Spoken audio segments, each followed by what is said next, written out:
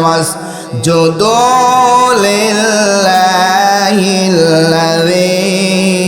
খালাকাহুন্না।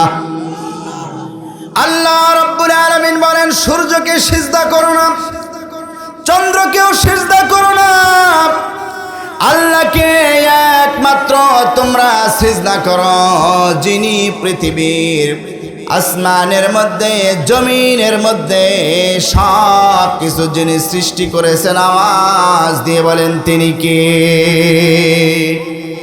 ওই আল্লাহকেই সিজদা দিতে হবে।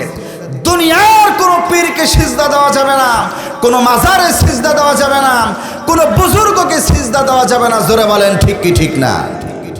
আল্লাহর নবী বলেন, আমার আল্লাহ রব্বুল আলামিন বলতেছেন, আমি আল্লাহর পরে যদি কোনো ব্যক্তিকে সিজদা দেওয়ার আমি হুকুম দিতাম, দুনিয়ার সব স্ত্রীদেরকে বলতাম তারা যেন তাদের স্বামীর পায়ে সিজদা দেয়।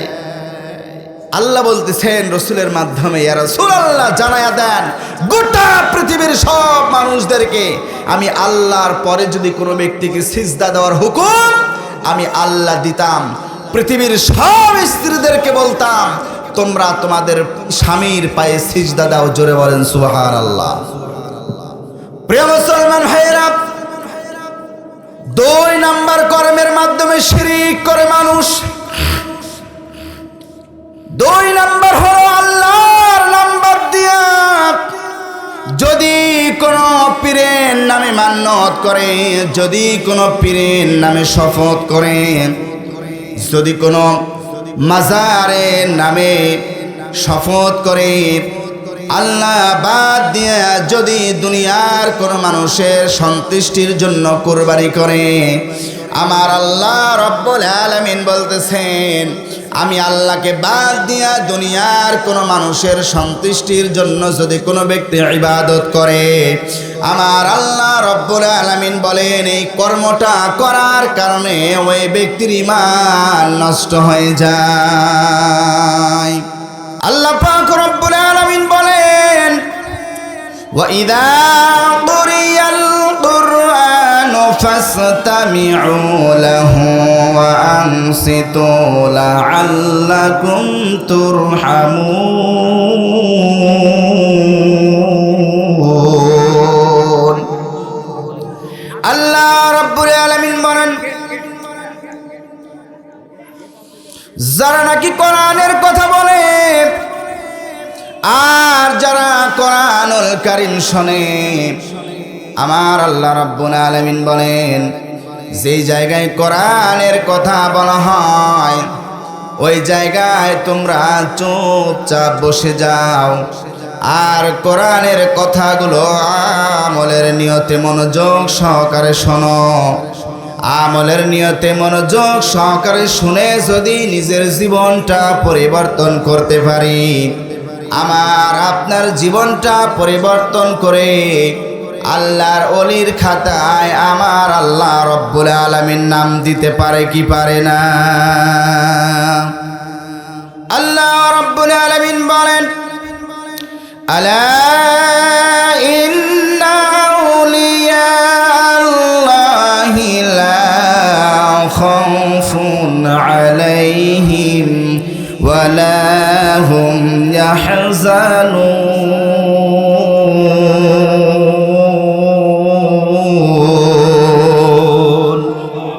রব্বুল আলামিন ডাক দিয়ে বলতেছেন, বান্দারে যাদের জীবনটা কোরআন দিয়ে সাজাবে, যারা কোরআনটা বুঝবে, যারা কোরআনটা ধরবে, কোরআন অনুযায়ী নবীজির সুন্নাহ অনুযায়ী যারা তাদের নিজের জীবন পরিচালনা করবে, গুনার কাজ থেকে যারা বিরত থাকবে, বেশি বেশি নেক আমল করবে, ওই ব্যক্তিদেরকে আমার আল্লাহ রাব্বুল আলামিন ওলির খাতায় নাম যিনি দিয়ে দিবেন তিনি কে?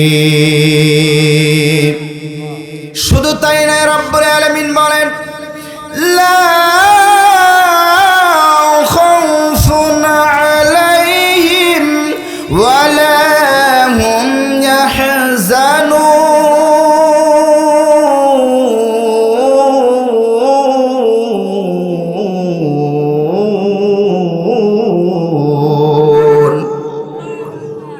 রব্বুল আলামিন ডাক দিয়ে বলে, বান্দারে ওই ব্যক্তি যাদের নামটা আমি আল্লাহ রব্বুল আলামিন ওলির খাতায় দিয়ে দেব, ওদের কোনো ভয় নাই, ওদের কোনো চিন্তা নাই, ওদের দুনিয়াতেও শান্তি আখিরাতেও মুক্তি যিনি দিয়ে দিবেন, আওয়াজ দিয়ে বলেন তিনি কে? তাহলে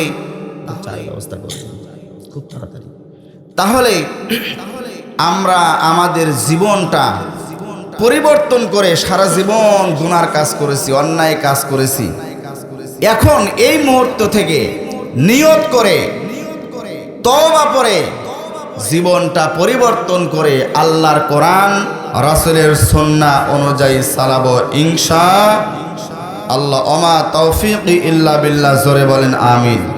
প্রিয় মুসলমান ভাইরা, আজকে আমার আলোচনার বিষয় হলো ঈমান ভাঙার কারণ। জোরে বলেন কি ভাঙার কারণ? ঈমান ভাঙার কারণ। আমি আপনি যখন ওযু করি, ওযু করার পরে ওযু ভাঙার কিছু কারণ আছে না নাই? আপনারা কি আমার কথা শুনতেছেন? তাহলে একটু আওয়াজ দিবেন। আমি এখানে বসে কথা বলবো, গা ঘামবে আমার, ওখানে বসে শুধু আপনারা চুপচাপ বসে থাকবেন, তাহলে কিন্তু হলো না। কারণ এখানে বসেছেন কিছু শোনার জন্য, কোরআন থেকে, রাসূলের সুন্নাহ, রাসূলের হাদিস থেকে, ঠিক না? আর যদি আপনি ওখানে মুখটা নিচের দিক করে বসে থাকেন, তাহলে তো এখানে বসা আপনার কোনো ফায়দা হলো না, আপনি বুঝবেন না আলোচনা। আপনি বুঝার জন্য আমার মুখের দিকে তাকায় থাকতে হবে। উস্তাদ যখন ক্লাসে পড়ায় আর ছাত্র যদি অন্যদিকে তাকায় থাকে, আপনারা বলেন তো ওই ছাত্র ওই উস্তাদের কোনো কথা বুঝবে? সবাই বলেন বুঝবে? বুঝবে না। কেন বুঝবে না? কারণ মানুষ এমন একটা প্রাণী, যেই প্রাণীটার চোখ যেখানে হৃদয় সেখানে। কথা বলেন ঠিক কিনা? আপনি যেদিক তাকায় থাকবেন আপনার মনোযোগ ওই দিকেই থাকবে। আপনি যদি নিচের দিক তাকায় থাকেন আপনার মনোযোগ ওই দিকে থাকবে, আমার দিকে থাকবে না। এই জন্য যতটুকুন সময় কথা বলি আমার মুখের দিকে তাকায় থাকবেন। সবাই বলেন ইনশাআল্লাহ। তাহলে বলতেছিলাম যে ওযু ভাঙার কিছু কারণ আছে না নাই? নামাজ ভাঙারও কিছু কারণ আছে না? নামাজ ভাঙার কারণ কয়টা? 19টা। জোরে বলেন কয়টা? 19টা কারণের মধ্যে প্রথম নাম্বার কারণই হলো নামাজে অশুদ্ধ তেলাওয়াত। কি তেলাওয়াত? অশুদ্ধ তেলাওয়াত। নামাজের মধ্যে যদি শুদ্ধভাবে তেলাওয়াত না করে, ভুল তেলাওয়াত দিয়ে যদি কোনো ব্যক্তি নামাজ পড়ে, ওই নামাজ হবে না, হবে না, হবে না। জোরে বলেন ঠিক কিনা? প্রিয় মুসলমান ভাইয়েরা, ঠিক অনুরূপভাবে রোজা ভাঙারও কিছু কারণ আছে না নাই? হজ ভাঙারও কিছু কারণ আছে। প্রিয় মুসলমান ভাইয়েরা, একজন মানুষ তার মূল সম্পদ যেটা, সেটা হলো ঈমান। জোরে বলেন নাম কি? ঈমান। এই ঈমান ভাঙারও কিছু কারণ আছে। ঈমান ভাঙার 1 নয় 2 নয়, ঈমান ভাঙার সর্বমোট 10টা কারণ আছে। জোরে বলেন কয় কারণ? 10 কারণ। জোরে বলেন কয় কারণ? আরো জোরে। 10 কারণ। 1 নাম্বার কারণ হলো মানুষ যখন শিরকের গুনাহ করে, ঈমান গ্রহণ করার পরে যখন মানুষগুলো শিরক করে, আল্লাহর সাথে কোনো কিছুকে সমকক্ষ মনে করে, সমতুল্য মনে করে। 1 নাম্বার, মানুষ যখন আমার আল্লাহর সাথে শিরক করে, শিরক করার সঙ্গে সঙ্গে একজন মানুষের, একজন মুসলমানের ঈমানটা নষ্ট যিনি করে দেয়, আওয়াজ দিয়ে বলেন তিনি কে? আল্লাহ। আল্লাহ। জোরে বলেন কে? আল্লাহ। ওয়াজ বুঝে হ্যাঁ না উত্তর দিবেন। ইউসুফ জুলেখার কাহিনী, কিসসা কাহিনী অনেক জানি। কিসসা কাহিনী করার জন্য কোরআন হাদিস শিখে নেই বাজান।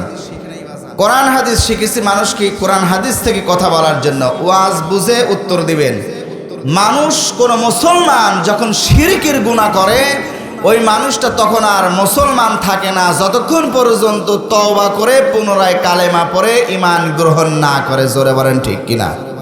এই জন্য ঈমান ভাঙার 1 নাম্বার কারণ হলো শিরিক করা। জোরে বলেন কি করা? শিরিক করা। শিরিক মানুষ 3 ভাবে করে। জোরে বলেন কয়ভাবে? আরো জোরে বলেন কয়ভাবে? 3 ভাবে শিরিকের গুনাহ করে। 1 নাম্বার হলো আকীদাগত শিরিক, 2 নাম্বার হলো কথার মাধ্যমে শিরিক করে, 3 নাম্বার হলো কর্মের মাধ্যমে ওই ব্যক্তি শিরিক করে।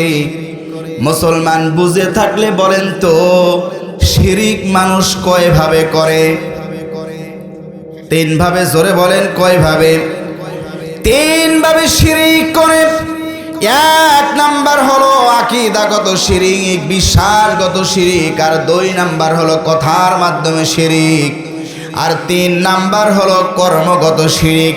এমন কিছু কাজ আছে, এমন কিছু কর্ম আছে যে কাজগুলো করলে, কর্মগুলো করলে ঈমান নষ্ট হয়ে যায়।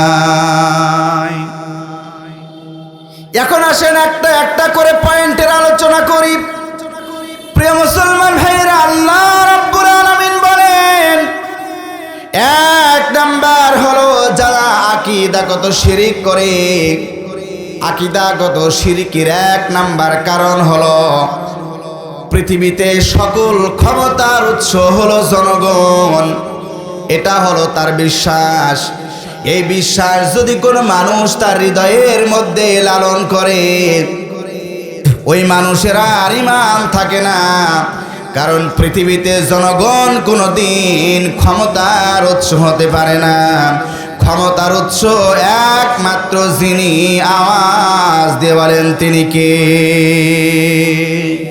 সকল ক্ষমতার উৎস কে? জোরে বলেন কে? কিন্তু আমার দেশের 1 শ্রেণীর মানুষ ছিল যারা বিগত 16-17 বছর যারা বলেছে সকল ক্ষমতার উৎস হলো জনগণ। জোরে বলেন কি? কথা কয় না। তারা বলতো সকল ক্ষমতার উৎস হলো জনগণ। এই কথা বলতো কি বলতো না? এখনো 1 শ্রেণীর মানুষ থাকতে পারে, তাদের বিশ্বাস হতে পারে সব ক্ষমতার উৎস হলো জনগণ। জোরে বলেন নাউজুবিল্লাহ। আচ্ছা আপনারা বলেন তো সকল ক্ষমতার উৎস কে? সব ক্ষমতার মালিক কে? আসেন কোরআনুল কারীমকে প্রশ্ন করি। কোরআন সব ক্ষমতার মালিক যে আল্লাহ, কোথায় লেখা আছে? আমার আল্লাহ রাব্বুল আলামিন কোরআনুল কারীমের 114টি সূরার মধ্যে সূরাতুল আনআম 14 নম্বর আয়াতে কারিমার মধ্যে আমার আল্লাহ পাক রব্বুল আলামিন ডাক দিয়ে বলতেছেন, ওয়া হুয়া আলা কুল্লি শাইইন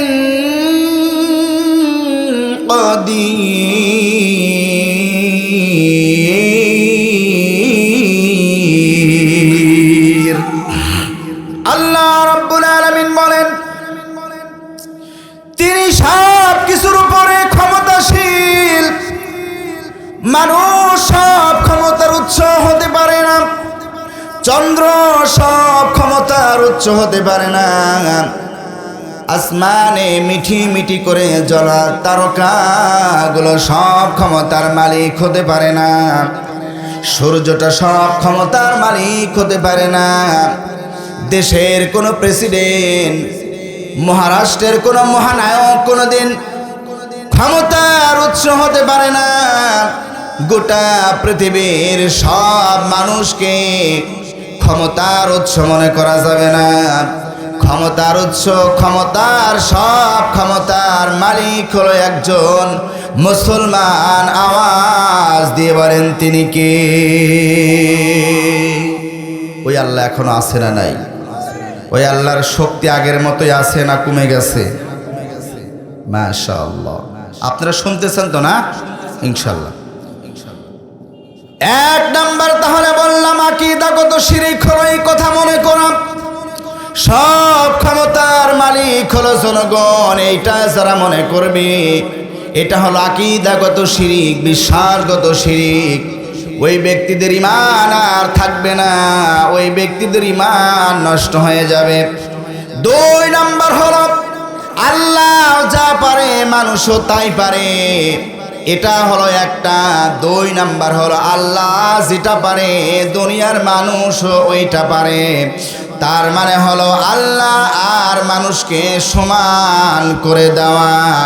প্রিয় মুসলমান ভাইরা, যেমন অনেক মানুষ আমাদের দেশে আছে যারা পীরকে এবং বিভিন্ন অলিকে আল্লাহর সমকক্ষ মনে করে। জোরে বলেন নাউজুবিল্লাহ।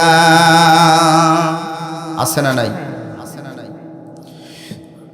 অনেক লম্বা চওড়া আলোচনা, অনেক সংক্ষেপে বলবো, গভীর মনোযোগ দিয়ে শোনেন মুসলমান ভাইরা। 3 নাম্বার হলো তকদিরকে বিশ্বাস না করা। তকদিরকে বিশ্বাস করে না এমন মানুষ আছে না নাই? জোরে বলেন আছে না নাই? তকদিরকে বিশ্বাস করা লাগবে। আমার দেশের অনেক মানুষ আছে যারা তকদিরকে বিশ্বাস করে না। জোরে বলেন ঠিক কিনা? 3 নাম্বার হলো তকদিরকে বিশ্বাস করে না। তকদিরকে যারা বিশ্বাস করবে না ওই ব্যক্তিদের ঈমান থাকবে না। 4 নাম্বার হলো যিনি আল্লাহ, তিনি রাসূল, তিনি মুর্শিদ, এই কথা যারা বলবে, এটা যারা বিশ্বাস করবে, ওই ব্যক্তিদের নামটা মুসলমানের খাতায় আর থাকে না। ওই ব্যক্তিদের ঈমান যিনি ধ্বংস করে দেয়, নষ্ট করে দেয়, আওয়াজ দিয়ে বলেন তিনি কি? যারা বলে যিনি আল্লাহ, তিনি রাসূল, তিনি মুর্শিদ, জোরে বলেন নাউজুবিল্লাহ। প্রিয় মুসলমান ভাইয়েরা, তাহলে এটা হলো আকীদাগত শিরক। 2 নাম্বার হলো কথার মাধ্যমে শিরক। 2 নাম্বার হলো কথার মাধ্যমে শিরক করে। এমন অনেক মানুষ আছে তারা বলে তুমি যদি আমার এই উপকারটা না করতে তাহলে আমি শেষ হয়ে যেতাম, আমি মরেই যেতাম। বলে কি বলে না? কথা কয় না মুসলমান, কথা কয় না। অনেক মানুষ বলে যা হয়েছে ভালোই হয়েছে, কারণ সে যদি আমাকে সাহায্য না করতো তাহলে আমার এই কাজটা হতো না। কথা কয় না? তোমার মাধ্যমে আমার এই কাজটা হয়েছে, তুমি যদি না থাকতে তাহলে আমার এটা হতো না। তুমি আসো বলেই আমি বাঁচলাম, তুমি আসো বলেই আমার এইটা হলো, তোমার কারণে এখন পর্যন্ত বেঁচে আছি। তুমি যদি দয়া না করো তাহলে তো আমরা মরে সব শেষ হয়ে যেতাম। প্রিয় মুসলমান ভাইরা, ভালো করে বুঝে শুনে উত্তর দেন তো, এমন বলা মানুষ আমাদের দেশে আছে না না? এটা হলো কথার মাধ্যমে শিরিক করে। 3 নাম্বার হলো কর্মের মাধ্যমে শিরিক করে। এমন কিছু কাজ আছে যে কাজগুলো করলে মানুষের ঈমান নষ্ট হয়ে যায়। প্রিয় মুসলমান ভাইয়েরা, ভালো করে খেয়াল করেন। 3 নাম্বার হলো কর্মের মাধ্যমে শিরিক করে। তার মধ্যে 1 নাম্বার হলো যারা আল্লাহকে বাদ দিয়ে দুনিয়ার পীরের পায়ে সিজদা দেয়, মাজারে সিজদা দেয়, ভণ্ড পীরের দরবারে গিয়া ভণ্ড পীরের পায়ে তার মাথা লুটাইয়া দেয়। আছে না নাই? কি কোন আছে না নাই? কিন্তু আপনারা বলেন তো সিজদা পাওয়ার মালিক কে? জোরে বলেন কে? আল্লাহ রাব্বুল আলামিন কালামুল্লাহ শরীফের মধ্যে 114টি সূরার মধ্যে সূরাতুল ফুসসিলাতের 37 নম্বর আয়াতে কারিমার মধ্যে আমার আল্লাহ রাব্বুল আলামিন বলেন, দুনিয়ার মানুষে তোমরা সূর্যের সামনে মাথা নত করো না, চন্দ্রের সামনেও মাথা নত করো না, দুনিয়ার কোনো প্রেসিডেন্টের সামনে মাথা নত করো না, দুনিয়ার কোনো পীরের সামনে মাথা নত করো না, দুনিয়ায় কোনো হুজুর, দুনিয়ার কোনো বুজুর্গ, দুনিয়ার কোনো মানুষকে তোমরা সিজদা করো না। আল্লাহ পাক রব্বুল আলামিন কালামুল্লাহ শরীফের মধ্যে বলেন, লা তাসজুদু লিশ-শামসি ওয়ালা কমারি ওয়াসজুদু লিল্লাহিল্লাযী খালাকাহুন্না। আল্লাহ রাব্বুল আলামিন বলেন, সূর্যকে সিজদা করো না, চন্দ্রকেও সিজদা করো না, আল্লাহকে একমাত্র তোমরা সিজদা করো, যিনি পৃথিবীর আসমানের মধ্যে জমিনের মধ্যে সব কিছু যিনি সৃষ্টি করেছেন। আওয়াজ দিয়ে বলেন তিনি কে? ওই আল্লাহকেই সিজদা দিতে হবে। দুনিয়ার কোনো পীরকে সিজদা দেওয়া যাবে না, কোনো মাজারে সিজদা দেওয়া যাবে না, কোনো বুজুর্গকে সিজদা দেওয়া যাবে না। জোরে বলেন ঠিক কি ঠিক না? আল্লাহর নবী বলেন, আমার আল্লাহ রাব্বুল আলামিন বলতেছেন, আমি আল্লাহর পরে যদি কোনো ব্যক্তিকে সিজদা দেওয়ার আমি হুকুম দিতাম, দুনিয়ার সব স্ত্রীদেরকে বলতাম তারা যেন তাদের স্বামীর পায়ে সিজদা দেয়। আল্লাহ বলতেছেন রসুলের মাধ্যমে, ইয়া রাসূলুল্লাহ জানায়া দেন গোটা পৃথিবীর সব মানুষদেরকে আমি আল্লাহর পরে যদি কোনো ব্যক্তিকে সিজদা দেওয়ার হুকুম আমি আল্লাহ দিতাম, পৃথিবীর সব স্ত্রীদেরকে বলতাম তোমরা তোমাদের স্বামীর পায়ে সিজদা দাও। জোরে বলেন সুবহানাল্লাহ। প্রিয় মুসলমান ভাইরা, 2 নাম্বার কর্মের মাধ্যমে শিরক করে মানুষ। 2 নাম্বার হলো আল্লাহর নাম্বার দিয়া যদি কোনো পীরের নামে মান্যত করে, যদি কোনো পীরের নামে শপথ করে, যদি কোনো মাজারের নামে শপথ করে, আল্লাহ বাদ দিয়ে যদি দুনিয়ার কোনো মানুষের সন্তুষ্টির জন্য কুরবানি করে, আমার আল্লাহ রব্বুল আলামিন বলতেছেন, আমি আল্লাহকে বাদ দিয়া দুনিয়ার কোনো মানুষের সন্তুষ্টির জন্য যদি কোনো ব্যক্তি ইবাদত করে, আমার আল্লাহ রব্বুল আলামিন বলেন এই কর্মটা করার কারণে ওই ব্যক্তির ঈমান নষ্ট হয়ে যায়। কোরআনুল কারীমের মধ্যে সূরাতুল আনআম 162 এবং 63 নাম্বার আয়াতে কারিমার মধ্যে আমার আল্লাহ রাব্বুল আলামিন বলেন, কুল ইন্না সলাতি ওয়া নুসুকি ওয়া মাহইয়ায়া ওয়া মামাতি লিল্লাহি রাব্বিল আলামিন।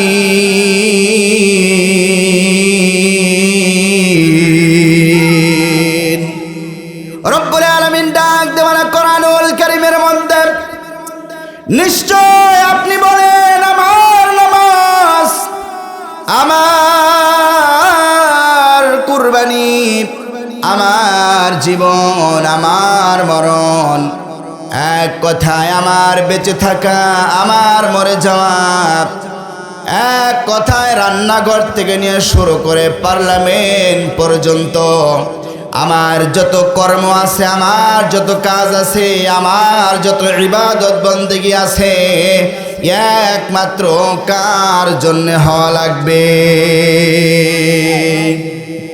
কিন্তু আমার দেশে অনেক মানুষ বলে আমি এই কোরবানি দিচ্ছি আমার বাবার নামে। আছে না নাই? বলে মায়ের নামে 1 ভাগ, বাবার নামে 1 ভাগ। আছে না নাই? খবরদার, ভুল করবেন না। কুরবানি হবে একমাত্র কার নামে? জোরে বলেন কার নামে? জবাই হবে একমাত্র আল্লাহর নামে। আল্লাহর নাম বাদ দিয়ে যদি দুনিয়ার অন্য কারো মানুষের নিয়ত যদি আপনি করে থাকেন, ওই কুরবানি কবুল হবে না। প্রিয় মুসলমান ভাইয়েরা, এরপরে আল্লাহ রাব্বুল আলামিন বলতেছেন, আল্লাহ ছাড়া যদি অন্য কোনো ব্যক্তির নামে, অন্য কোনো কিছুর নামে শপথ করা হয়, তাহলে আমার আল্লাহ রাব্বুল আলামিন ওই ব্যক্তির ঈমানটা নষ্ট করে দেয়। কিন্তু আমরা আল্লাহর নাম বাদ দিয়ে দুনিয়ার হাবি জাবি অনেক কিছুর নামে শপথ করি। আছে না নাই? আছে না? আল্লাহর কিরে কইতেছি, চোখ ছুঁয়ে কইতেছি, বারে সাদা কাপড় নিয়ে যাওয়া লাগবে, সাদা কাপড় শুয়ে করতেছি, কথা কয় না, আছে না নাই? কয় মাটির মধ্যেই তো শোয়া লাগবে, এই মাটির পুর দাঁড়া থেকে করতেছি, কয় না? জোরে বলেন কয় কি কয় না? প্রিয় মুসলমান ভাইয়ের, আল্লাহ রাব্বুল আলামিন কোরআনুল, আমার হাবিব সাল্লাল্লাহু আলাইহি ওয়াসাল্লাম বুখারী মুসলিমের বর্ণনার মধ্যে নবীজি আমারে বলতেছেন, দুনিয়ার কোনো কিছুর নামে শপথ করা যাবে না, একমাত্র শপথ করা লাগবে যার নামে, আওয়াজ দিয়ে বলেন তিনি কে? আমার নবীজি বলেন, মান হালাফা বিগাইরিল্লাহ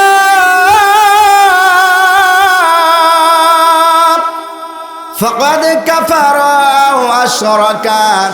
নবীজি বলতেছেন, ও দুনিয়ার মানুষেরা, পৃথিবীর কারোর নামে তোমরা শপথ করো না, শপথ যদি করতেই হয় একমাত্র কার নামে করা লাগবে? 4 নাম্বার হলো যারা লোক দেখানোর উদ্দেশ্যে ইবাদত করে। জোরে বলেন কি দেখানোর উদ্দেশ্যে?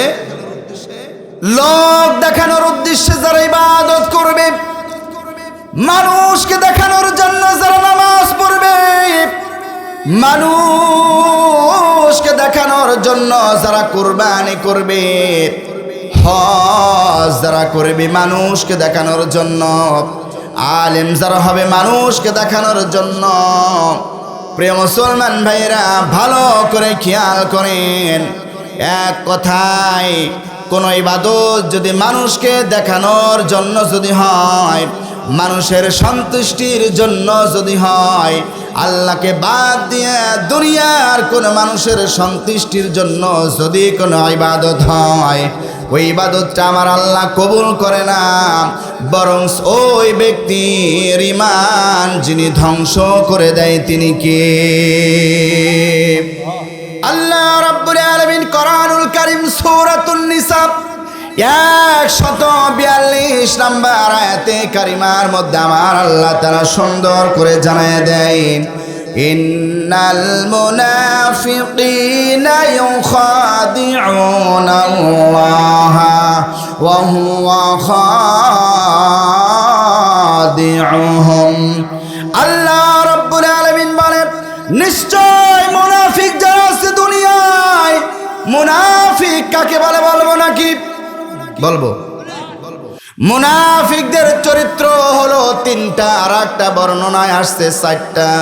প্রিয় মুসলমান ভাইয়েরা, আল্লাহর হাবিব বলতেছেন, মুনাফিকদের 1 নাম্বার বৈশিষ্ট্য হলো মুনাফিকরা কথায় কথায় মিথ্যা কথা বলে। এমন ব্যক্তি যে কথায় কথায় শুধু মিথ্যা কথা বলে, মিথ্যা কথা বলা মানুষ আমাদের সমাজে আছে না নাই? কি কন, আছে না নাই? কথা কয় না। আপনারা রাগ করতেছেন নাকি? বেজার হচ্ছেন? মুনাফিকদের 2 নাম্বার বৈশিষ্ট্য হল, মুনাফিক যারা হবে, মুনাফিকদের কাছে যদি কোনো কিছু আমানত রাখা হয়, মুনাফিক যারা আমানতের খিয়ানত করে। 3 নাম্বার হলো ওয়াদা দিয়া ভঙ্গ করে। আর 4 নাম্বার হলো যদি একটু রাগ হয় বেশি বেশি করে বকাবাজি করে, আছে না নাই? বকাবাজি করা মানুষ আছে না নাই? বেটাকে শালা বলে গালি দেয় এমন ব্যাককেল আছে না নাই? কথা কয় না, আছে না নাই? নিজের আপন জন্ম দিয়েছে যেই সন্তানকে, ওই সন্তানকে শালা বলে গালি দেয়, কোন আছে না নাই এরকম মানুষ? আচ্ছা বলেন তো, সাওয়ালেক যদি শালা বলে গালি দেয়, তাহলে বাপ আর সাওয়ালের সম্পর্কে কি আর বাপ সাওয়াল রইল, না শালা দুলোভাই হয়েছে? কথা কয় না, শালা দুলোভাই হয়েছে না? আবার বউকে শালি বলে গালি দেয়, আছে না নাই? জোরে বলেন, আছে না নাই? প্রিয় মুসলমান ভাইয়েরা, ওই দিকে আলোচনা নয়। আল্লাহ রাব্বুল আলামিন বলে, যারা মুনাফিক, এই মুনাফিক গুলো আল্লাহকে ধোঁকা দিতে চায়। জোরে বলেন নাউজুবিল্লাহ। আচ্ছা আপনারা বলেন তো আল্লাহকে কি ধোঁকা দেওয়া সম্ভব নাকি? আল্লাহকে কি ধোঁকা দেওয়া যায়? আল্লাহকে ধোঁকা দেওয়া যায় না। আমাবস্যার রাত্রবেলা ঘুটঘুটি অন্ধকার, কোনো আলো নাই, কালো একটা পাথরের উপরে কালো কুসকুসে একটা পিপিলিকা নিঃশব্দে নিরিবিলিতে হেঁটে হেঁটে চলে যায়। পৃথিবীর কোনো মানুষ তার দেখতে পারে না, বুঝতেও পারে না। ওই অন্ধকার রজনীতে ঘুটঘুটে কালো অন্ধকার, কালো পাথরের উপরে নিরিবিলি নিঃশব্দে পিলিপিলি পায়ে হেঁটে হেঁটে চলে। দুনিয়ার কোন মানুষ ওই পিঁপড়ার পায়ের আওয়াজ না শুনতে পেলেও একমাত্র যিনি শুনতে পায় আওয়াজ দিয়ে বলেন তিনি কি? আস্তে কথা আস্তে বলে। আল্লাহ রাব্বুল আলামিন বলেন, দুনিয়ার মধ্যে যারা মুনাফিক, এই মুনাফিক গুলো আমি আল্লাহকে ধোঁকা দিতে চাই। আমার আল্লাহ রাব্বুল আলামিন অত্র আয়াতের পরবর্তী অংশে বলেন, ওয়া ইযা কামু ইলাস সালাতি কামু কুসালা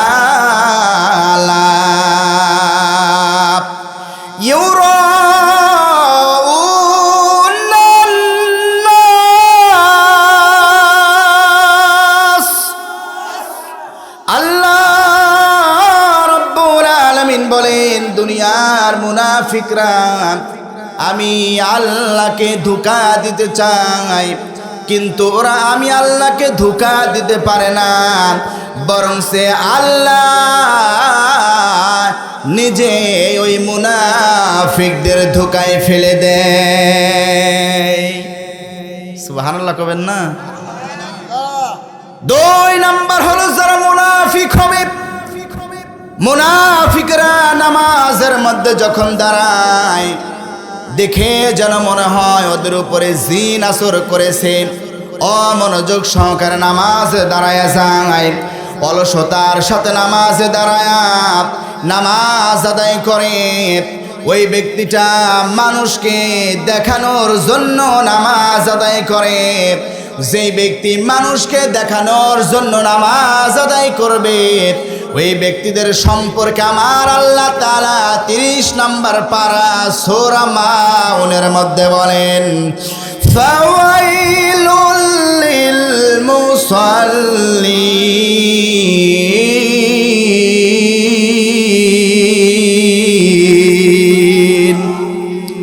আল্লাহ রাব্বুল আলামিন বলতেছেন ওই ব্যক্তিগুলো হলো মুনাফিক, যারা মানুষকে দেখানোর জন্য নামাজ আদায় করে। ওই ব্যক্তি হলো লোক দেখানোর জন্য নামাজ আদায় করে। ওই ব্যক্তি আমি আল্লাহর সন্তুষ্টির জন্য নামাজ আদায় করে না। ওই ব্যক্তি একমাত্র নামাজ আদায় করে মানুষ তারে নামাজি বলবে সেই জন্য। জোরে বলেন ঠিক কিনা? সম্পদ আছে, হজ করে মানুষকে দেখানোর জন্য, মানুষ যাতে তারে হাজী সাহেব বলে। আমার এই জীবনে, ছোট্ট জীবনে যত দেশ, যত জেলা ঘুরেছি, যত গ্রাম ঘুরেছি, যত থানা ঘুরেছি, কত হাজী সাহেবকে দেখলাম স্লিপ পড়ার সময় হাজী সাহেব না বলার কারণে রাগ করে পরে অভিযোগ দিয়েছে। তবে এমন মানুষ অন্য অন্য গ্রামে থানায় থাকলেও এই এলাকাতে নাই। কথা বলেন ঠিক কিনা? হ্যাঁ,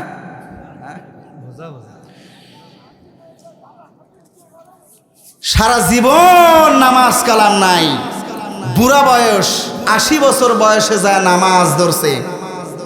হুজুর যদি 1 মিনিট মসজিদে যেতে দেরি করে, হুজুরের 12টা বাজায় আছে না নাই? কথা কোন আছে না নাই? সারা জীবন নামাজ পড়ে নাই। 80 বছর বয়সে নামাজ ধরার পরে হুজুর যদি 1 মিনিট দেরি করে আসে, হুজুরের ইমামতি নিয়ে টানাটানি করে। কথা বলেন আছে না নাই? হুজুরকে বিভিন্নভাবে কটূক্তি করে। আরে মিয়া, তুমি তো নিজেই দীর্ঘ 80 বছর তুমি যখন ইয়াং ছিলা তখন তুমি নামাজ পড়ো নাই, এখন তোমার চামড়া হয়েছে ঢিল, তুমি দিতে আসছো আল্লাহর সাথে মিল। জোরে বলেন ঠিক কিনা? আমার আল্লাহ তোমার কৌশল বোঝে। জোরে বলেন ঠিক কিনা? তাহলে আমরা এতক্ষণ পর্যন্ত শুনলাম শিরিক করে 3 ভাবে। জোরে বলেন কয় ভাবে? আরো জোরে কয় ভাবে? আরো জোরে বলা লাগবে কয় ভাবে? তাহলে প্রথম নাম্বার কি বলেছি? আকীদাগত শিরিক। জোরে বলেন কি শিরিক? ওয়াজ মনে রাখা লাগবে রে বাবা। আকীদাগত শিরিক, বিশ্বাসগত শিরিক। 2 নাম্বার কি বলেছি কে বলতে পারবেন? কথার মাধ্যমে শিরিক। কিসের মাধ্যমে? কথার মাধ্যমে শিরিক। 3 নাম্বার বলেছি কর্মের মাধ্যমে শিরিক। জোরে বলেন ঠিক কিনা?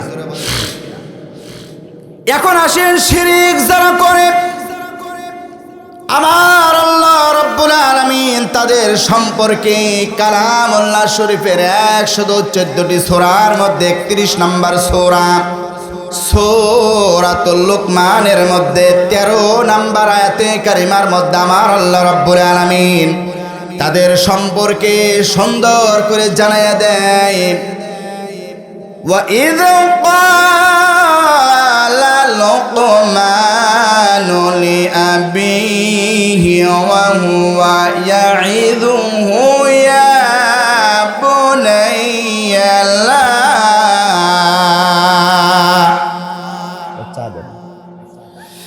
লা তুশরিক বিল্লাহ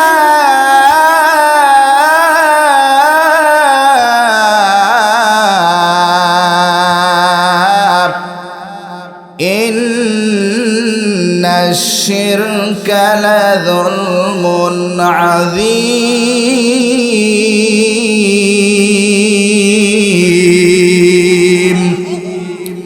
আল্লাহ রাব্বুল আলামিন হযরতে লুকমানের কথা সুন্দর করে জানায়া দেয়।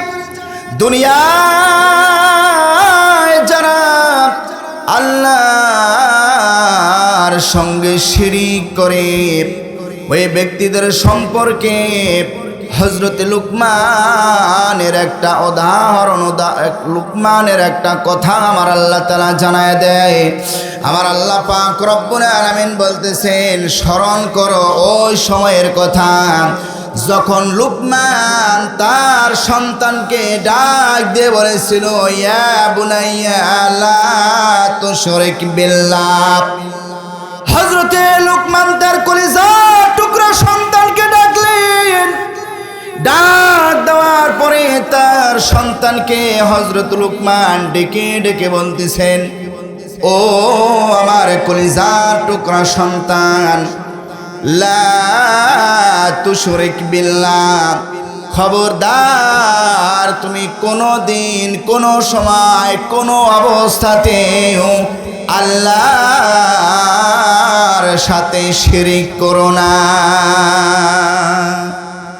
হযরত লুকমান তার সন্তানকে উপদেশ দিচ্ছে। উপদেশ, তার সন্তানকে কাছে ডেকে উপদেশ দিচ্ছে। হযরত লুকমান যদি তার সন্তানকে উপদেশ দেয়, আমাদের সন্তানদেরকেও আমাদের উপদেশ দেওয়ার দরকার আছে না নাই? জোরে বলেন আছে না নাই? তাহলে লুকমান যেমন তার সন্তানকে উপদেশ দিচ্ছে, ঠিক ওইভাবে আমাদেরকে আমাদের সন্তানদের উপদেশ দিতে হবে। হযরত লুকমান তার সন্তানকে ডাক দিয়ে বলে, কলিজার টুকরা আমার সন্তান, জীবনে যে অবস্থায় থাকো না কেন, যাই হয়ে যাক না কেন, জীবনে কোনোদিন কোনো অবস্থাতেই তুমি মহান আল্লাহর সাথে শরীক করো না। তার কারণ হলো ইন্নাশ-শিরকা লাযুলমুন আযীম, শিরিক হলো সবচাইতে একটা বড় জুলুম। শিরিক কি? জোরে বলেন শিরিক কি? শিরিক হলো জুলুম। আল্লাহ রাব্বুল আলামিন সব গুনাহ ইচ্ছা করলে মাফ করে দিতে পারেন, কিন্তু শিরকের গুনাহ নিয়ে যদি কোনো ব্যক্তি মারা যায়, ওই ব্যক্তিকে যিনি মাফ করবেন না তিনি কে? জোরে বলেন তিনি কে? তাহলে এক নাম্বার হলো শিরক হলো জুলুম, কোন অবস্থাতেই শিরক করে যাবে না। দুই নাম্বার হলো যারা শিরক করবে ওই ব্যক্তিদের জন্য জান্নাতটা চিরতরে হারাম যিনি করে দিবেন তিনি কি? দুই নাম্বার যারা শিরক করবে ওই ব্যক্তিদের জন্য শিরকের গুনাহ নিয়ে যারা মারা যাবে, তওবা না করে যারা মারা যাবে, ওই ব্যক্তিদের জন্য চিরদিনের জন্য আল্লাহর জান্নাতটা হারাম হয়ে যাবে। জোরে বলেন ঠিক কিনা? কালামুল্লাহ শরীফের মধ্যে 5 নাম্বার সূরা, সূরা আল মাইদান 72 নাম্বার আয়াতের মধ্যে আমার আল্লাহ রাব্বুল আলামিন ওই ব্যক্তিদের সম্পর্কে বলেন, ইন্নাহু মাইয়ুশরিক বিল্লাহ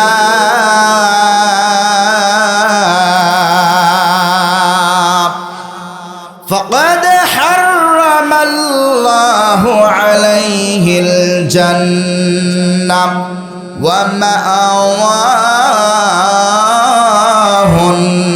নার।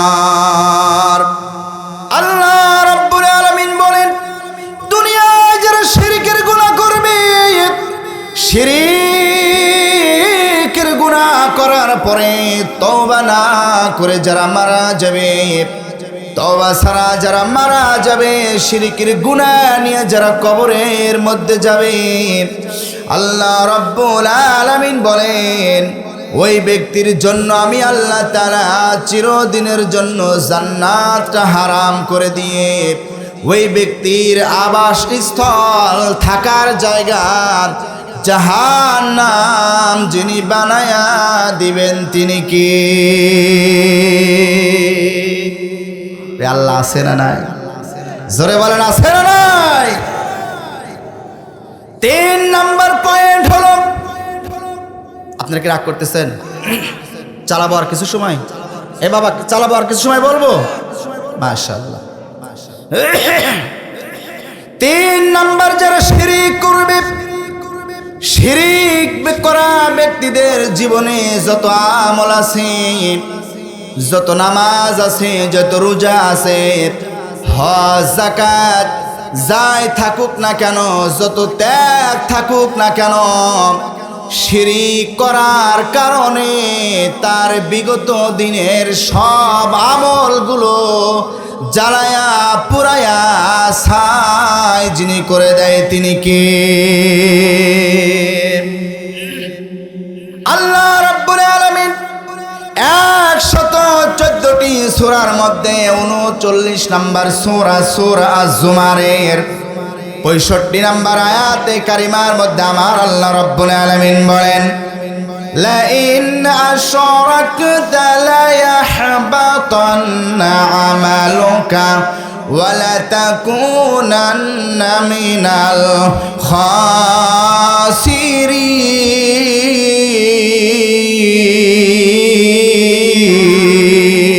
খাসিরিন। যদি তুমি শিরক করো তবে অবশ্যই তোমার সব আমলগুলো নষ্ট হয়ে যাবে, আর তুমি ক্ষতিগ্রস্তদের অন্তর্ভুক্ত হয়ে যাবে। তোমার জীবনে যা আমল করেছ, যা নামাজ পড়েছ, রোজা করেছ, হজ করেছ, যাকাত দিয়েছ, দান সদকা করেছ, এক কথায় যা ভালো কাজ করেছ, শিরকের মতো বড় গুনাহ করার কারণে জীবনের সব আমল যিনি বরবাদ করে দিবেন, আওয়াজ দিয়ে বলেন তিনি কি? দিবেন খুব তাড়াতাড়ি।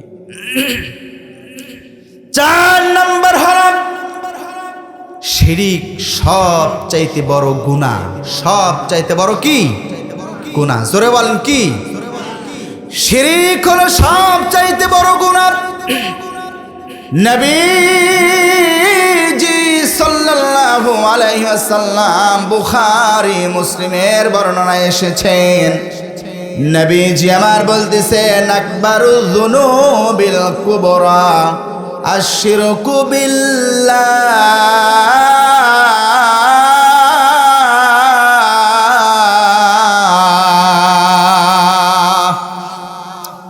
পৃথিবীতে যত গুনাহ আছে সব গুনার চাইতে শিরকের গুনাহ হলো বড় গুনাহ।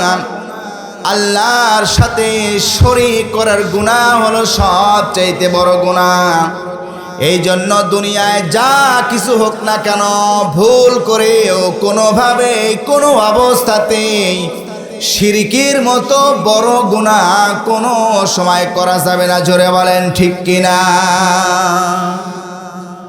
শিরিক 5 নাম্বার পয়েন্ট হলো শিরিক একমাত্র গুনাহ, তওবা ছাড়া ক্ষমা হয় না।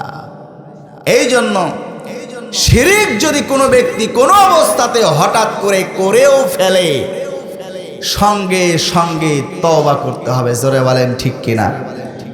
কোরআনুল কারীমের মধ্যে 4 নম্বর সূরা সূরা আন-নিসার 48 নম্বর আয়াতে কারিমার মধ্যে আমার আল্লাহ রাব্বুল আলামিন ডাক দিয়ে বলতেছেন ইন্নাল্লাহা লা ইয়াগফিরু আন ইউশরাকা বিহি ওয়া ইয়াগফিরু মা দুনা যালিকা লিমান ইয়াশা।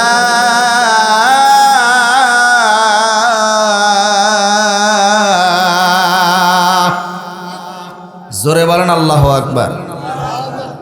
আল্লাহু আকবার বললে কি পুলিশ এসে ধরে নিয়ে যাওয়ার ভয় আছে নাকি? হ্যাঁ, তাহলে আল্লাহু আকবার আপনারা আসতে বলেন। কোরআনের তেলাওয়াত শুনতে ভালো লাগে কি লাগে না? জোরে বলেন লাগে কি লাগে না? কোরআনুল কারীমের একটি হরফের বিনিময়ে 1 নয় 2 নয় 10টা করে নেকি আমল নামায় যিনি দিয়ে দেয় তিনি কে? আরো জোরে বলেন তিনি কে?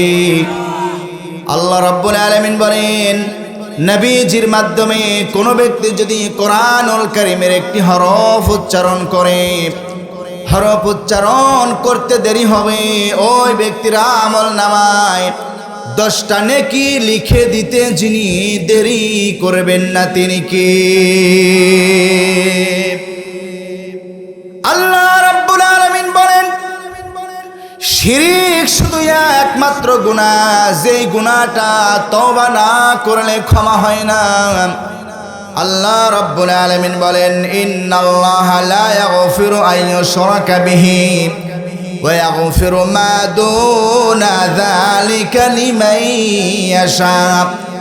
নিশ্চয় আল্লাহর সাথে যে ব্যক্তি শিরিক করে ওই ব্যক্তিকে আমার আল্লাহ রাব্বুল আলামিন ততক্ষণ পর্যন্ত ক্ষমা করবে না যতক্ষণ পর্যন্ত ওই ব্যক্তি আমার আল্লাহর কাছে তওবা করে ফিরে না আসবে। শিরকের গুনাহ করার পরে তওবা না করা পর্যন্ত ওই গুনাহ যিনি মাফ করেন না, আওয়াজ দিয়ে বলেন তিনি কে? এরপরে হলো যদি এমন কোনো সিচুয়েশন তৈরি হয়, এমন কোনো পরিস্থিতি তৈরি হয়, এমন কোনো পরিবেশ তৈরি হয় যেই পরিবেশে আপনাকে জ্বালায়া পুরায়া এমন কি কেটে টুকরা টুকরা করে দিবে, এমন কি আপনাকে ফাঁসির মঞ্চে তুলবে, বুলেটের সামনে দাঁড় করে দেওয়ার পরেও যদি আপনাকে বলেন আল্লাহকে অস্বীকার করো, আল্লাহর সাথে শিরিক করো, দুনিয়ায় সব ক্ষমতার উৎস আল্লাহ নয় জনগণ, এই কথার উপরে তুমি সাক্ষী দাও। যদি জ্বালায়া দেওয়া হয়, পুড়িয়ে দেওয়া হয়, ফাঁসির দড়ি গলায় ঝুলিয়ে দেওয়া হয়, বুলেটের সামনে দাঁড়ায়া বুলেট দিয়ে যদি বুকটা ঝাঁঝরাও করে দেওয়া হয়, এর পরেও কোনোভাবেই আল্লাহর সাথে শিরিক করা যাবে না। عن معاذ بن جبل رضي الله تعالى عنه قال قال رسول الله صلى الله عليه وسلم يا معاذ উসিকা বিআশর। আল্লাহর হাবিব সাল্লাল্লাহু আলাইহি ওয়াসাল্লাম হযরত মুআজ ইবনে জাবাল রাদিয়াল্লাহু তাআলা আনহুকে এক নয় দুই নয় 10টা ওসিয়ত করেছেন। জোরে বলেন কয়টা ওসিয়ত? আপনারা কি সেই 10টা ওসিয়ত শুনবেন? কারা কারা শুনবেন একটু হাত তুলে দেখান তো। লিল্লাহে তাকবীর, লিল্লাহে তাকবীর। তাহলে 10টা ওসিয়তের মধ্যে 1 নাম্বার ওসিয়ত হলো লা তুশরিক বিল্লাহি শাইআন ওয়া ইন কুতিলতা ওয়া হুররাকতা। আল্লাহর হাবিব বলতেছেন 1 নাম্বার ওসিয়ত হলো আল্লাহর সাথে কাউকে শরীক করো না। যদি তোমাকে পুড়িয়ে ফেলা হয়, যদি তোমাকে হত্যা করে ফেলা হয়, যদি তোমাকে কেটে টুকরা টুকরা করে ফেলা হয়, যদি তোমার বুকটা বুলেট দিয়ে সাজরা করে দেওয়া হয়, এরপরেও আল্লাহর সাথে তুমি শরীক করো না।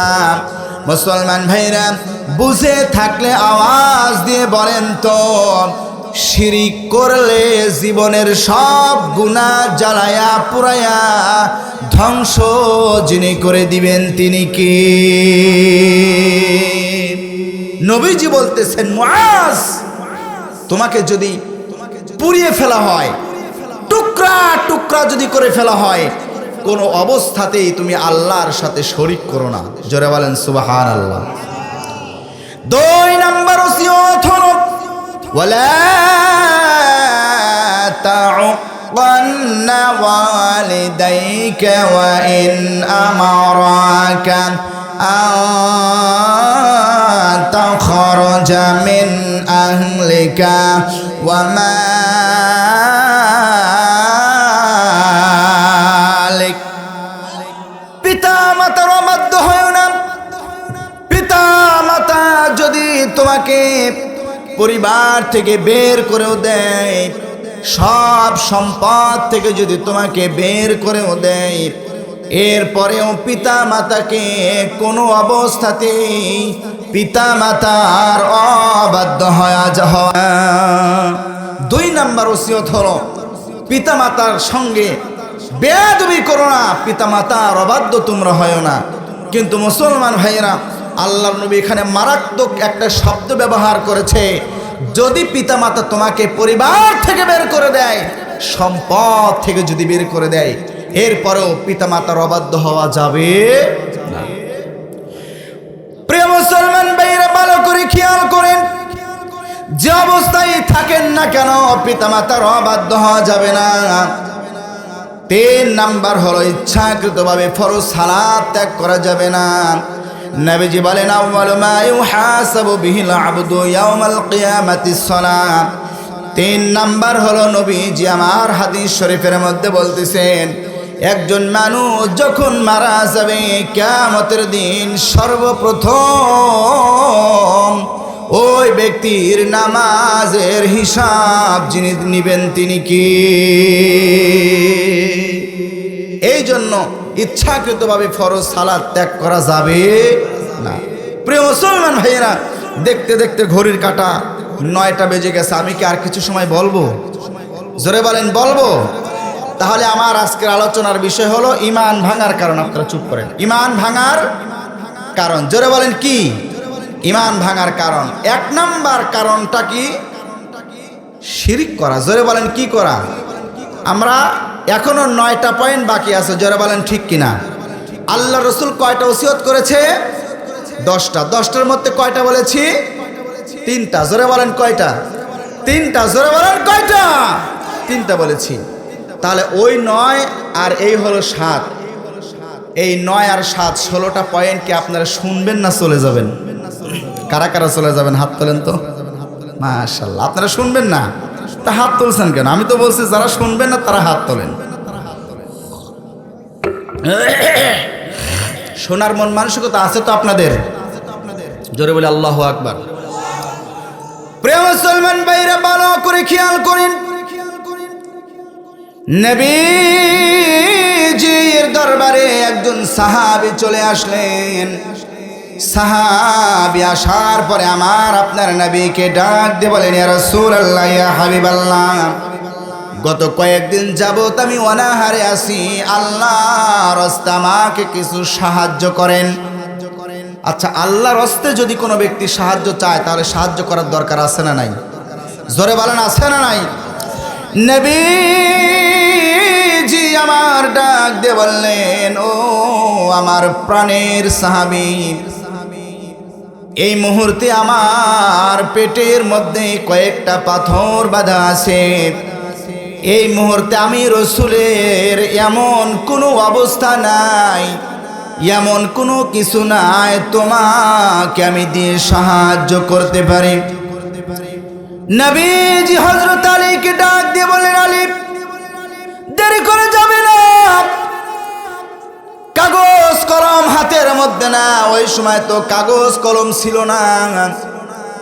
হযরত আলী রাদিয়াল্লাহু তাআলা আনহু গাছের পাতা অথবা কোন পশুর চামড়ার মধ্যে লিখতেছেন। নবী আমার বলতেছেন, আলী রে তুমি লেখো। হযরত উসমান বরাবর একটা চিঠি আমার নবীজি হযরত আলীকে লিখতে বললেন। নবীজি বলতেছেন, আলী রে, আমার উসমানের কাছে একখানা চিঠি লিখে দাও। আমার এই সাহাবী আমি রসুলের কাছে এসেছিল, সাহায্য চেয়েছিল, কিন্তু আমি নবীজি তারে সাহায্য করতে পারি নাই। উসমান,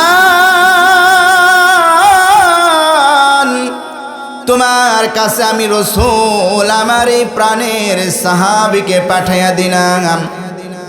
আল্লাহর রাস্তায় তোমার যে সম্পদ আছে ওই সম্পদ থেকে 2 দিরহাম দান করে দিও। জোরে বলেন, কয় দিরহাম? 2 দিরহাম। জোরে বলেন, কয় দিরহাম? 2 দিরহাম দান করে দিও। দিরহাম বোঝাতে গেলে আবার অনেক সময় লাগবে। সংক্ষেপে বলি, মনে করেন 2000 টাকা, মনে করেন সাপোজ তুমি 2000 টাকা একে দান করে দিও। নবীজির চিঠিখানা হযরত আলী লিখলেন, ভাঁজ দিয়ে হযরতে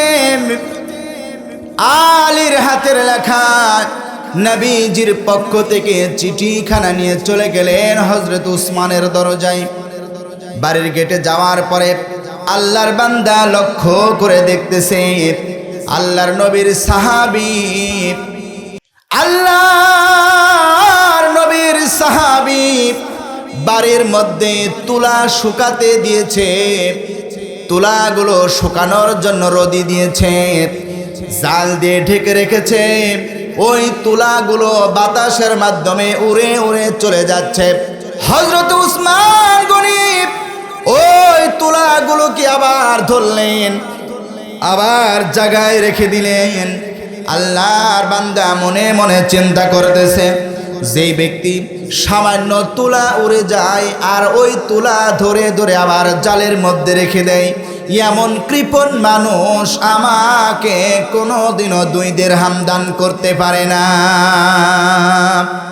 চলে আসলেন ওই দিন, ইয়া রাসূলুল্লাহ, দেখলাম জালের মধ্যে তুলা শুকাইতে দিয়েছে, উড়ে যাচ্ছে। যে ব্যক্তি তুলা ধরে আবার জালের মধ্যে রেখে দেয় সে কেমনে আমারে দান করবে? এত বড় কৃপণ মানুষ। চিন্তা করছে। নবীজি বলতেছে, বাবা রে, মন খারাপ করিস না, আবার যা। দ্বিতীয় দিন আবার চলে গেল।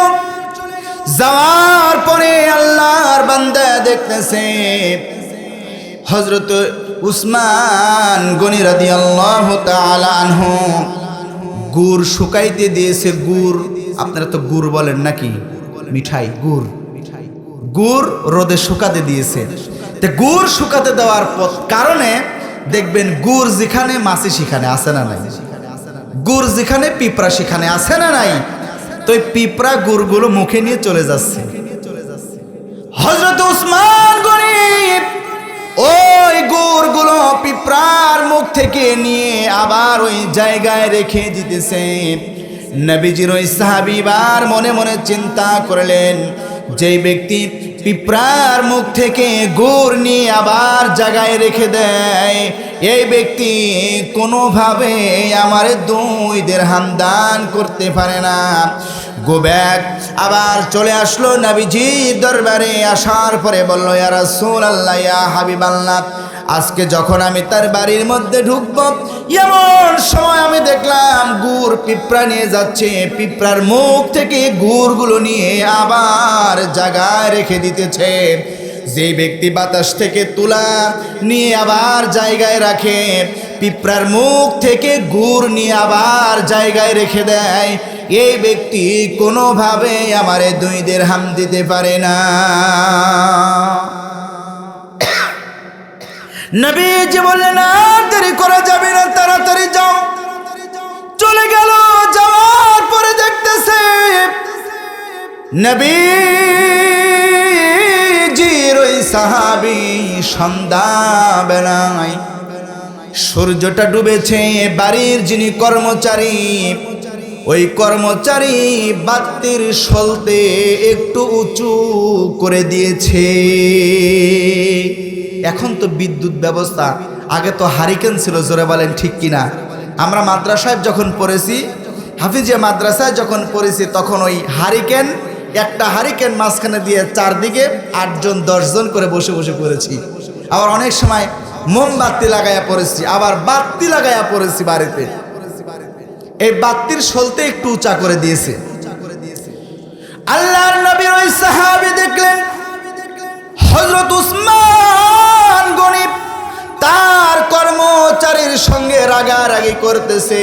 সন্ধ্যা লাগেই নাই, রাত হয় নাই, অন্ধকার হয় নাই, কেন তুমি সলতে উঁচু করে দিলে?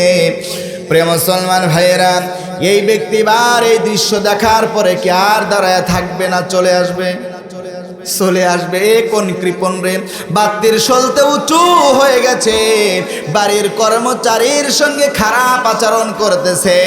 এই ব্যক্তি কশিন কালেও আমার 2 দিরহাম দিতে পারে না।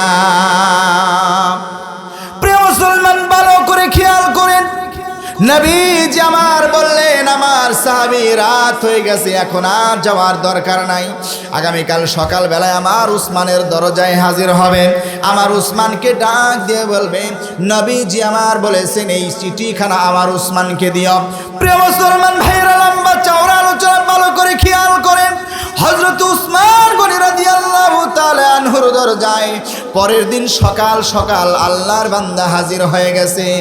এবার প্রিয় মুসলমান ভাইরা, ধনী কোনো মানুষের বাড়ির মধ্যে যদি কোনো গরিব মানুষ ঢোকে, ঢোকার সময় মনের মধ্যে কিন্তু একটু ভয় কাজ করে। কথা বলেন ঠিক কিনা?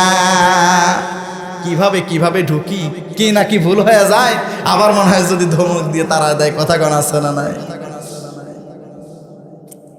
প্রিয় মুসলমান ভাইয়েরা, বড় দুঃখ লাগে, আজকে অনেক সম্পদশালী ব্যক্তি বাড়ির কলিং বেল যে থাকে, কলিং বেল চাপ দিলে কুকুরের মতো ঘাউ ঘাউ ঘাউ করে একটা আওয়াজ হয়। অনেক প্রমাণ আছে এরকম, মানুষকে ভয় পাওয়ানোর জন্য, যাতে তার বাড়িতে অসহায় মানুষ হাজির না হয়। প্রিয় মুসলমান ভাইয়েরা, ভালো করে খেয়াল করেন, আল্লাহর নবীর সাহাবী বাড়ির মধ্যে যখন ঢুকবেন, ঢোকার সময় নবীজির একটা সুন্নাত আছে, সেটা হলো সালাম দেওয়া লাগবে। জোরে বলেন কি দেওয়া লাগবে? সবাই বলেন কি দেওয়া লাগবে? নবীজি বললেন, আসসালামু ক্বাবলাল কালাম। যখন কোনো মানুষের সাথে তোমার সাক্ষাৎ হয়ে যাবে, কোনো মুসলমানের সাথে, সঙ্গে সঙ্গে তুমি সালাম দাও। প্রিয় মুসলমান ভাইরা, বাড়ির মধ্যে যখন ঢুকবে, সঙ্গে সঙ্গে তুমি সালাম দাও। সালাম যদি কোনো ব্যক্তি দেয়, শয়তান দূর হয়ে যায়। ওই ব্যক্তি বাড়ির মধ্যে ঢুকার সঙ্গে সঙ্গে ওই ব্যক্তির সাথে সাথে বরকত আর রহমত ওই বাড়িতে যিনি পাঠাইয়া দেয়, তিনি কে? নবীজির সাহাবী সালাম দিয়ে দিল, হযরত উসমানের কাছে চলে গেল, ডাক দিয়ে বলতেছেন, ও নবীজির সাহাবী, আমার নবীজি আপনার কাছে পাঠিয়েছেন, আর এই চিঠিখানা আপনাকে দিতে বলেছেন। আর সাহাবী এই চিঠিখানা আমার উসমানের হাতের মধ্যে দিও। এই চিঠিখানা আমার উসমানকে দিও। নবীজির সাহাবী হযরত উসমান বললেন, থামো, এই কথা কি তুমি আরেকবার বলতে পারবে? উনি বলেন, হ্যাঁ পারবো। তাহলে বলো। নবীজি বলেছেন, এই চিঠিখানা আমার উসমানকে দিও। নবীজি বলেছেন, এই চিঠিখানা আমার উসমানকে দিও। প্রিয় মুসলমান ভাইয়েরা, চতুর্থবার আবার জিজ্ঞাসা করতেছে, নবীজি যা বলেছেন তুমি কি তাই বলতে পারবে? বলে, হ্যাঁ। কি বলেছে? নবীজি বলেছেন, এই চিঠিখানা আমার উসমানকে দিও। পঞ্চমবার আবার যখন জিজ্ঞাসা করেছে, আল্লাহর বান্দার দাঁড়ায়া থাকে নাই, এবার ডাক দিয়ে বলতেছেন, আমার এই চিঠিখানা পড়ে আমারে সাহায্য করবেন না বললেই তো হয়, বারবার একই কথা আপনি বলেন। রাগ হয়ে গেছে। কি হয়েছে? রাগ হয়ে গেছে। টাকা দিবে না বললেই তো হয়, বারবার এক কথা জিজ্ঞেস করে কেন? প্রিয় মুসলমান ভাইরা, রাগ করে চলে আসলো। চলে আসার পরে হযরত আলীর সঙ্গে রাস্তায় দেখা হয়ে গেল। হযরত আলী এবার ডাক দিয়ে বলতেছে, আল্লাহর নবীর সাহাবী, আমি নিজেও অনাহারে আছি, আমি নিজেও আর্থিকভাবে সচ্ছল নয়, আমি নিজেও আর্থিকভাবে সমস্যার মধ্যে আছি। তোমারে যে আমি লিখে দিয়েছি, চিঠি লিখে দিয়েছি, ওইখান থেকে কি আল্লাহর হস্তে আমাকে কিছু হাদিয়া দিতে পারো? বলতেছে, ভাই আপনি আর জ্বালায়েন না, যে চিঠিখানা রাসূল দিছে বারবার ঘুরলাম, দেখলাম, বললাম। চিঠিখানা দেওয়ার পরে বলতেছে, কে দিয়েছে? আমি বললাম, রাসূল দিয়েছে। কি বলছে? বলে, আমার উসমানকে দিও। বারবার শুধু একই কথা বলে। ভাই দিবে না বললেই তো হয়। এর ছাতা রাগ করে চলে আসছে। আমি নবীজির কাছে চলে আসলো। আসার পরে নবীজি ডাক দিয়ে বলে, আমার সাহাবী হযরত উসমান গনি তোমার সাথে কেমন আচরণ করেছে? আল্লাহর নবী বলেন, ইয়া রাসূলুল্লাহ, ইয়া হাবিবাল্লাহ, 3 দিন ঘুরলাম, এরপরে চিঠিখানা যখন দিলাম বারবার একই কথা বলেছে। 4 বার জিজ্ঞাসা করেছে, পঞ্চমবার আর সুযোগ দেই নাই। পঞ্চমবার যখন জিজ্ঞাসা করেছে, আমি ঘুরে চলে এসেছি। আমি বুঝে নিয়েছি আমাকে আপনার সাহাবী হযরত উসমান সহযোগিতা করবে না। আপনার উসমান হলো একজন কৃপণ মানুষ। হযরত উসমান গনি সম্পর্কে নবীজির ওই সাহাবী বিভিন্ন মন্তব্য করতেছেন। আমার নবী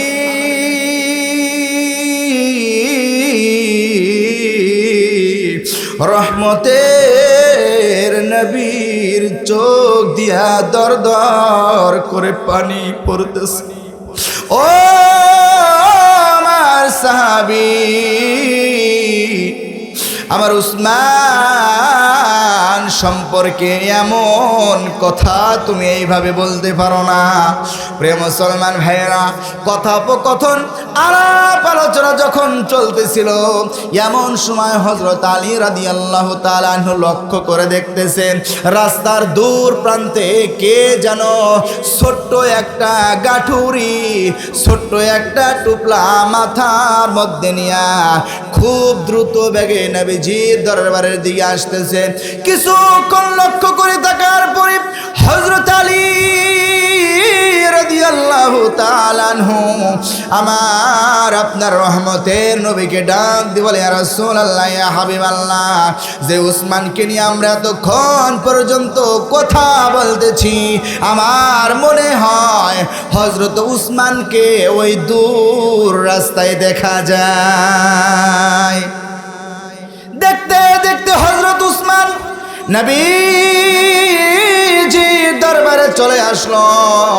আমার নবীজি হযরত উসমানকে ডাক দিয়ে বলে, ও বাবা উসমান, তোমার কাছে আমি আমার এই সাহাবীকে পাঠিয়েছিলাম, কিন্তু তুমি কোনো সাহায্য না দিয়ে বারবার বলেছো নবীজি কে বলেছে। নবীজি কি বলেছে এই কথা তুমি জিজ্ঞাসা করেছো মুসলমান ভাইয়েরা। লম্বা ঘটনা সংক্ষেপে নিয়ে আসলাম। হযরত উসমান ডাক দিয়ে বলেন, ইয়া রাসূলুল্লাহ, ইয়া হাবিবাল্লাহ। আমি চিঠিখানা হাতে নিলাম। চিঠিখানা হাতে নেওয়ার পরে আমি দেখলাম আপনি মাত্র 2 দিরহামের কথা বলেছেন। প্রিয় মুসলমান ভাইয়েরা, আমি চিন্তা করলাম 2 দিরহাম কেমনে দেই। এই জন্য আমি যতবার আমার মনে হয়েছে ওই ব্যক্তিকে জিজ্ঞাসা করেছি নবীজি কি বলেছে। ওই ব্যক্তি যতবার বলেছে, ওই ব্যক্তি যতবার বলেছে আমার নবীজি বলেছেন এই চিঠিখানা আমার উসমানের হাতে দিও, প্রত্যেকবার এই কথা বলার কারণে আমি উসমান প্রত্যেকবার বলার কারণে 2টা করে দিরহাম বাড়ায়া দিয়েছি। তাহলে প্রত্যেকবার 2 দিরহাম বাড়ানোর কারণে 4 বার বলায় কয় দিরহাম হবে? জোরে বলেন, 4 দুগুণ 8 দিরহাম। প্রিয় মুসলমান ভাইরা, নবীজি হযরত উসমান গনি রাদিয়াল্লাহু তাআলা আনহু, নবীজি আর একবার নবীজি হযরত উসমানের কাছে একজন সাহাবীকে পাঠিয়েছিলেন। ওই সাহাবীকে হযরত উসমান গনি রাদিয়াল্লাহু তাআলা আনহু 1 নয় 2 নয় ব্যবসা বাণিজ্য করা কাফেলায় যত সম্পদ ছিল, যত উট ছিল, সব সম্পদগুলো একমাত্র আল্লাহর সন্তুষ্টির জন্য দান করে দিয়েছিল।